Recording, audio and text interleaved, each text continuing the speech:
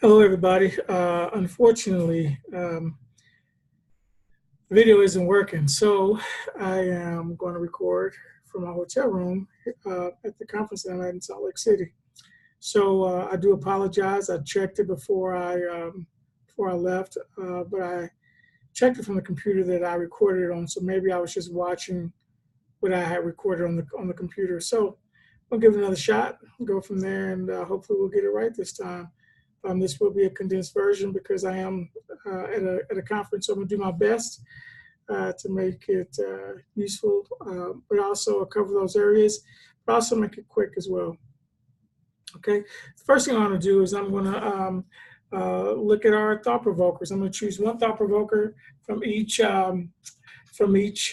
section to cover. I won't give names since I know it's different classes, so we'll make it work that way.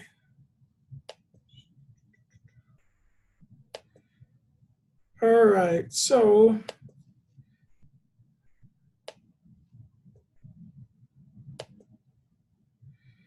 here we go. Our first thought provoker from C1 is about employability. And I really like this thought provoker because she focused a lot. This person's as mentioned in the article, a career and education educator. And they have to focus on those areas. And we always are so focused on making sure students know the standards and we can prepare to assume a role in college, but how much are we really looking at the career aspect of college and career ready? And then I really like that she talked about some things kind of off the grid. Perseverance and initiatives are skills employers are expecting students to have when they enter the workforce. Are students on time when they come to your class? Do they turn in assignments on time? Holding students accountable for their actions also teaches a lot of the skills employers are looking for. So this is really awesome. It's cool and it's real. We have these students that are extremely brilliant, but can't get anywhere on time or can't communicate with others. They have problems collaborating. So these are definite skills that need to be looked at and looking at the real world workforce. So kudos to you. The question that she asked at the end was, you don't have to be a CTA teacher to teach employability skills, but I'm interested, what do you teach and how are you preparing students for the real world outside of our schools? My school is a leader to me school, so we teach our students a lot about what it means to be a leader, how to address that role as an effective leader in a school setting, in a home setting, and also in real world settings. But a lot of schools don't address those areas. So how are you as teachers addressing those areas? Well stated, and I look forward to reading some of those responses. C2 class, this person geared towards their new teacher supports, being the K-TIP's moving out, and asked some very good questions. All too often, new teachers interview well, and we assume they're ready for the classroom. Sometimes they are, and sometimes they are not. Very true here. Very true here. Without these supports, we run the risk of high turnover and/or burnout with new hires. So, my thought provoker is geared mostly towards new teacher support systems. What were you feeling towards K-TIP? Was it a good system for creating support for new teachers? And now that it's gone, what are you going to do about it? I was really worried. I was really worried about what Fayette County was going to do in reference to this, but they really stepped up. Not only did they pretty much support everything that K-TIP had in place, including paying those individuals that were teacher leaders, but they also added a second year of teacher leader support. So it's not just 1 year in Fayette County now, it's 2 years. So I think that's going to be a grand thing for our new teachers. And then supporting those teachers just came out of K-TIP. So we also have what we call a PAWS program, Partners at Work program, where each teacher has a mentor, and we have a workbook that each teacher and their partner kind of work through together. I wish I could show you examples of that, but I don't have it with me. But I do want to hear what you all are doing in your areas around this. All right, Daily schedule, should teachers have a say? This fourth grade teacher talked about how they literally changed the schedule, but in their school, but because teachers prompted this effort, they saw the schedule that was out, they didn't agree with it, and they made some adjustments. Um, when school starts back, our schedule will be changing somewhat. This isn't due to our principal or counselor seeing a need, but instead due to the fact that our intermediate teachers scheduled a meeting with them and laid out our issues and provided a suggested schedule. So this is big time. This is teacher leadership at its best, stepping up, making some positive suggestions, and then having an administrator or administrators with the foresight, trust, and vision to listen. So this is a big one. And I gotta say this, as an administrator, some of my biggest mistakes that I've made in my 12 years now as a school administrator have been doing things on my own, doing things without seeking insight and guidance, direction from my teachers. Just because I have the ability to make a decision on my own doesn't mean I always share it. For example, kid comes in from the playground. He's falling off the monkey bars and he's holding his arm. They asked me, Dr. Ross, should we call his parents in home? Should we call the ambulance? What do you think? I may have the ability to make that decision, but it doesn't mean it's the best that I make that decision. Me being able to say, well, we do have a school nurse. Let's call our school nurse and let her take a look at him and allow her to make the decision because she's the expert in that area. That will be a better decision. You guys are the experts in several of these areas. So reaching out to you would be the better decision. Since I've went more to a holistic aspect of us, hiring, doing professional developments, seeking growth and next steps, whether it be curriculum or social emotional learning in our building, I have seen a dynamic change. So not just in the area of scheduling, but in every aspect of the school. If you have input, or if the administrator allows input, what he or she are doing is literally strengthening the core of the building. Teachers having input is it's a must for a school to be truly successful from the bottom up. Very good. And these aren't the only ones, obviously. There was one group that only had 2 thought provokers this week, but the rest of you guys had 3. So look forward to reading through those and seeing more of your insight this week. All right, I'm going to jump off here real quick. And going to go to research papers a little bit. Now, as I do that, as we look at research papers, I just want to say this. I'm really enjoying reading them. However, there are a lot of them, okay, and they're very long, and some of them, 12 pages, and some great things. But it's taken me a little bit to grade. I think I started with C3, and I'm going C2, C1. I have majority of C3 already graded, and so I'm going to give you guys a little bit of a timeline for the major assignments. The major assignments are obviously the research paper, the professional growth plan, and not the teacher interview questions, but the teacher interview. Teacher interview questions, they're not as big of a deal as the others. But I want to give you a little outline. I should have all of the research papers graded by Friday, all the professional growth plan by Saturday, and then everything else will be graded no later than the 8th. And that's how we'll kind of frame everything, just to kind of give you some feedback. Another thing, I mentioned this a little bit in my email out today, but a lot of you guys have shown concern regarding what you see on the Google Drive. The Google Drive is just a visual. It doesn't create a grade path. It's just a visual, because when I actually go through and put the grades in, it's based on what's in Moodle. So if I've missed something or I forgot to check a box, please don't stress yourself over that. That's just kind of a visual so we know what's what. Now, once you see grades are in, and you see a missing grade or something like that, then that's one thing. But right now, please don't worry yourself over things that are just visuals, and we'll go from there.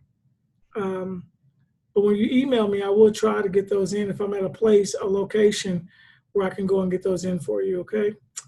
Um, Going back to our research papers, one thing that I've noticed is that the majority of you guys do very well on APA format.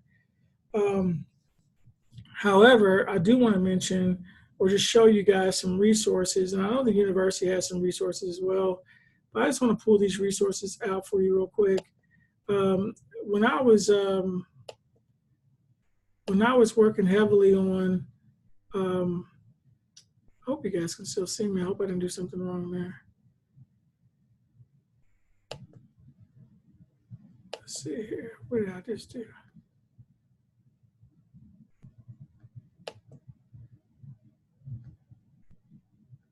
Okay. Share. Okay, I accidentally stopped sharing. Um, but when I was working on my dissertation, uh, the Purdue OWL was huge for me. It was huge. It's one of the better websites regarding APA format. It's respected nationally and internationally. And as you see here, all you have to do is go to Google and type in Purdue OWL APA, and it'll pop right up. But as you see here, it looks at all the different formats. It'll give you sample papers and sample documents of everything that's listed. But from introductions, text citations, the basics, looks at the basics of those citations, what they should and shouldn't have. And I actually think I told someone wrong on their research paper when I was grading it. I think I told you that your citation should not be multiple spaced. And yes, it's true, but it's also kind of not true. If your whole paper is all, if you have followed that transition of your paper being done in a certain format, 1.5 or 2, then that's fine. So I was wrong in that area, and I will correct that as needed. But just showed you some in-text citations, short quotations, like at the beginning of a story or beginning of a quote. According to Jones, 1998, blank. And I saw several of those in your papers that were done very well. I saw some that were not done correctly, and that's why I'm showing you guys this. Reference list, which is a big part of, this is where I probably saw the most issues were in the reference list. All lines after the first line of entries in your reference list should be indented 1/2. Author's names are inverted. Reference list should be alphabetized by last name. For multiple articles by the same author, list entries in chronological order. Present the journal title in full. For example, recall, not recall, or knowledge and management research and practice, not knowledge management research and practice. So you have to just make sure that you do the whole thing the way it's supposed to be done. But anyway, this is just a great resource. I do want you to look at this sample paper. Looking at the sample paper, you can kind of get a general idea of some of the concerns I may have had and looking at your paper.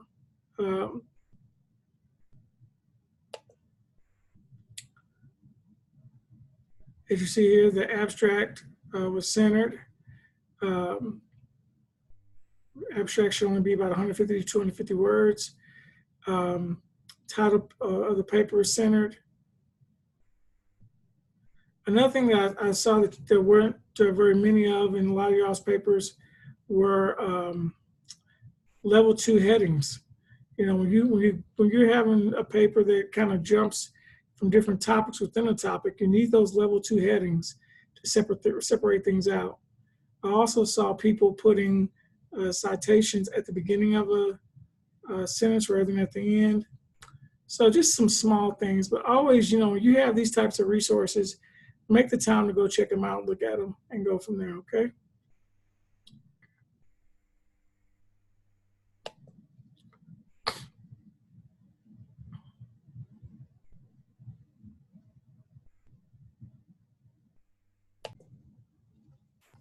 One of the things that I want to take a moment and show you guys is we've talked a lot about the impact of teacher leadership. Me telling you that from an administrative role. But I think, and I've had some folks in there and talking about the article, or not the article, the interview that you guys are about to complete or turn in. Teacher leadership roles are so important, and they're oftentimes in positions that you're not getting additional pay to be a teacher leader, or you don't have the title a teacher leader, but you are consistently a teacher leader, and your school administrators depend on you. Your grade level teams depend on you to be those team leads. So I came across this video probably about a year and a half ago, and I shared it with some of my team leaders. I think it's something that you all can respect and definitely appreciate. So let's take a look at it real quick.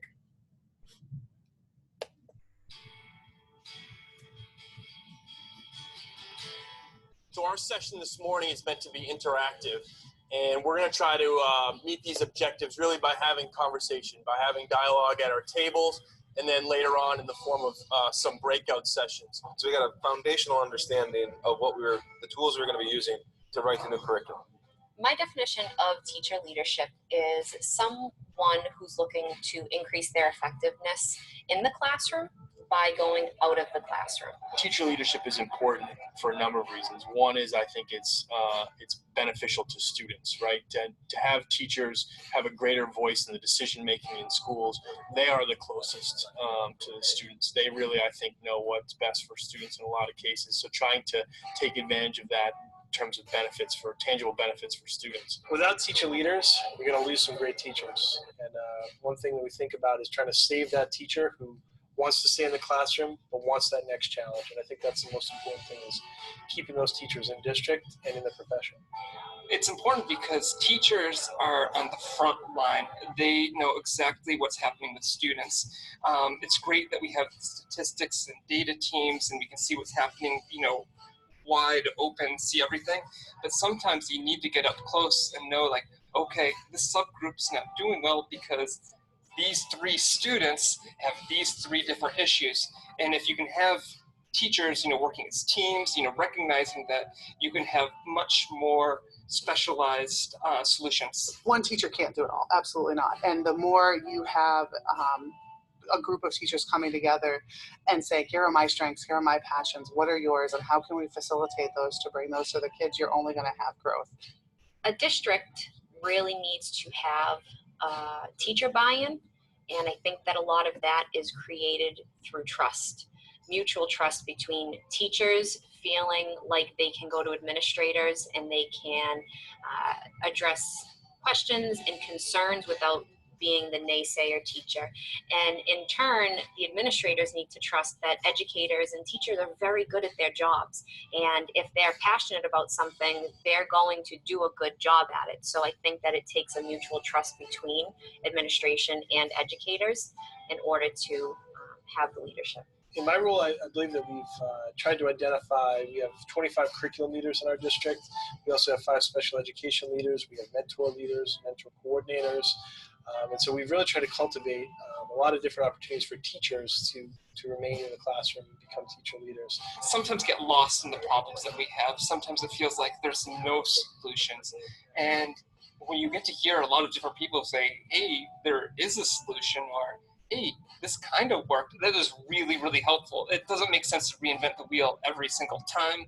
So by having these, we can do something that works. What makes it worth it is being able to impact my students by talking to other adults and educators and stakeholders, and know that my ideas can help them form their ideas for students.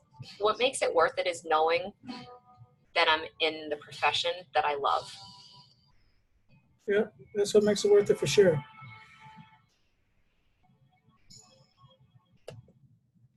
So we could probably spend countless time just discussing those last phrases about, what makes it work, what makes it useful, that overall impact of that overall impact of our roles in schools. But the fact that we get to do something that really changes lives. I'm here right now at a Leader in Me Global Institute, and I'm hearing how Serbia, a school from Lebanon, is talking about how these kids are just engulfed in war. But yet education is that one thing, that allows them to feel validated, appreciated, allow them to feel success, and gives them the tools to formulate a life even in the midst of war. So when I think about the impact that we have as educators, it's pretty amazing, sometimes even overwhelming, to know that we can change the trajectory of someone's future, whether good or bad, based on our decisions. So that's pretty powerful to think about. Anyway, I don't want to keep you just for the sake of keeping you. Again, please remember those dates that I sent out, and when I get back, I'll send the actual Word document for the class that was in the video, but obviously I don't have it here with me. And I'll also do some other things to make sure that you guys have some clarity. But again, some of you guys have emailed or called. Feel free to do so. I'll do my best to respond as quickly as possible. And text 270-933-0543 if you have a very major question. I know someone asked me today about, they didn't feel good about their paper and want to keep working on it, or was worried about turning in late. Again, the goal is for it to be on time. There will be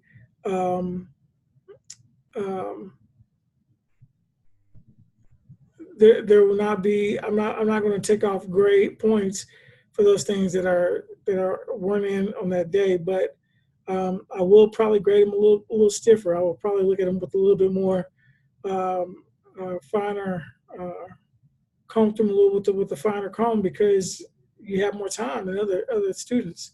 I also want to say this: the students that have not missed class, the students that have got all their assignments in, the students that have made that effort to be active on the discussion forums, you will receive additional points at the end of the term. You will receive additional points because that effort is applauded and appreciated, especially in a class that's given a lot of flexibility. So if you see that maybe you got a 16 on your research paper, but at the end you got a 20, that's where those points are coming from. It's from your tenacity, your willingness to go that extra mile, to be there, to be active in those discussion forums, and to be active learner in the classroom. So I really do appreciate that and applaud that. Secondly, I want to thank you guys for being patient with me. It's in my first year at the school. I know there's a lot of things from a technological standpoint. In my previous years of teaching in college setting, it's always been face-to-face, and it's different. It's a lot different. So the technology issues, some of those questions that you could ask at the end of class, but you got to get an email back. I just want to say thank you for being patient with me, because I know sometimes I've given you guys some headaches. For those of you that are those list makers and want to check things off, sometimes my artistic free living mind can cause people headaches. But I do appreciate it, and I've enjoyed the communication and even the overall discussion. I've learned from you just as much as you probably have learned from me. Okay. Last couple things. Number one, the dispositions assessment. I have to do that within the next week or so.